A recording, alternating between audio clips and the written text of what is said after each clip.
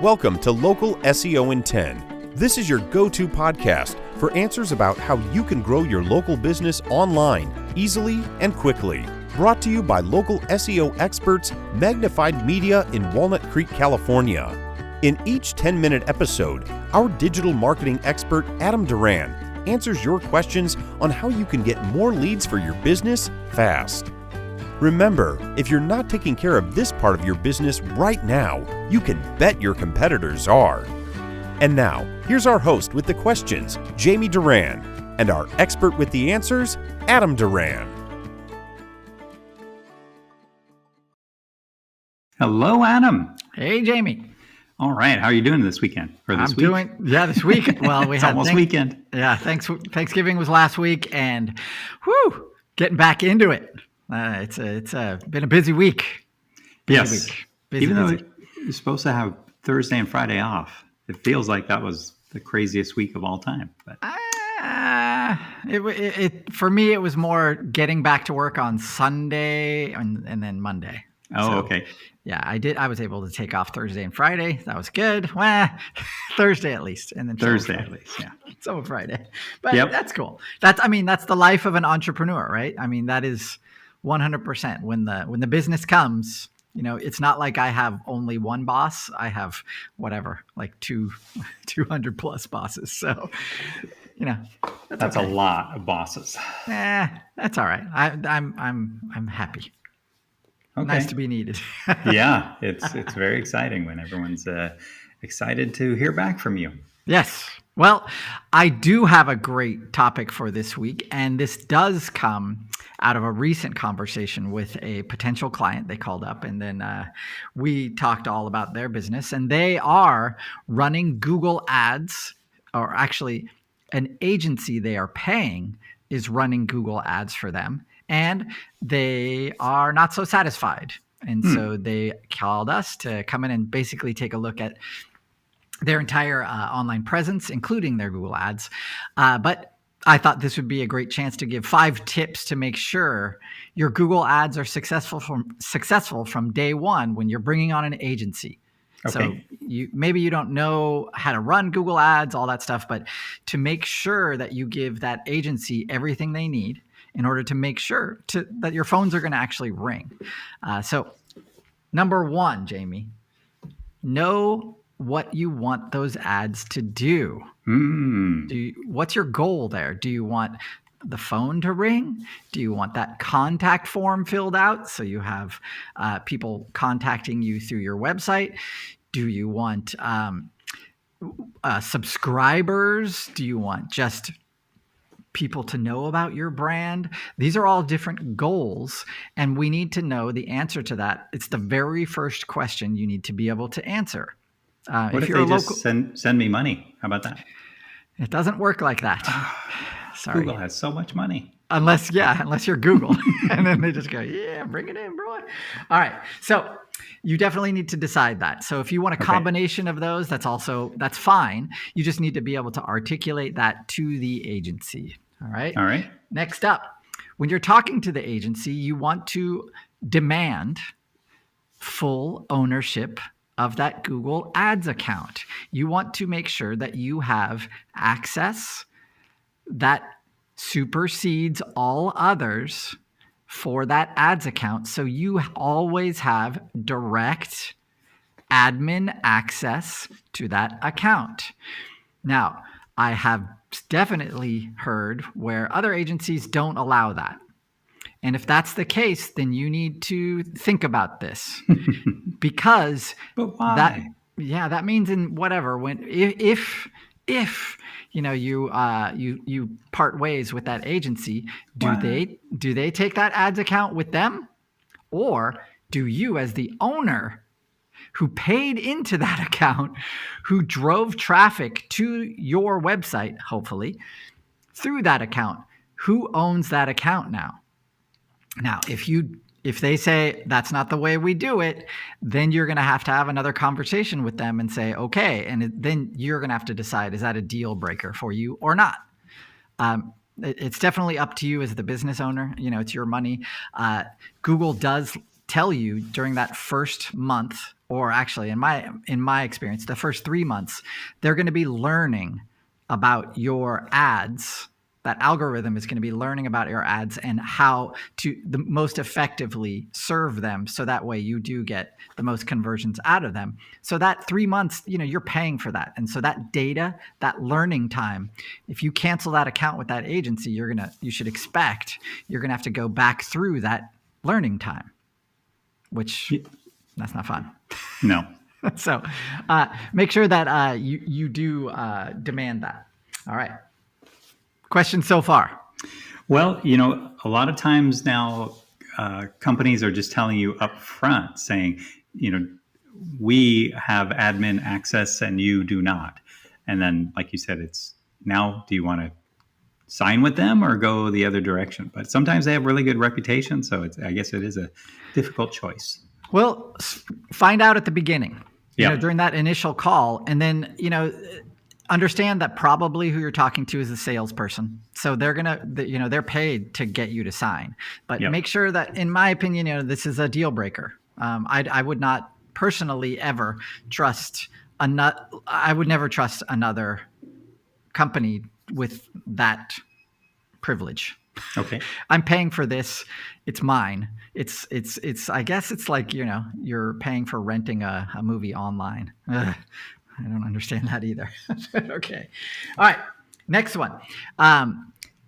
Have images ready for landing pages. So if you have a specific service that you want to be promoting through Google Ads, we always recommend that you have a landing page on your website that is made specifically for that ad. So that way it has all of the attributes that landing page needs in order to convert a potential customer. It's a little different than kind of your service page on your website, because that page, when it's made, is made to rank on its own organically.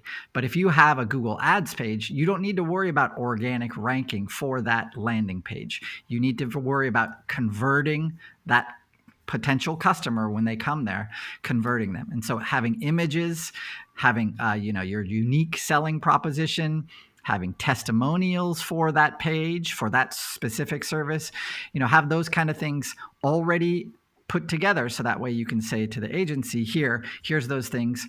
Now they can make that landing page. Make sure they're making that landing page on your website. This is another, for me, a deal breaker, is when the agency says, hey, don't worry about it. We're going to make a landing page on our site. And then we're going to direct those Google ads to whatever, jamieslandingpage.com. Yep. And they now have built, in quotes, a website for you, for your Google ads, that now, guess what, Jamie? They control. Yes.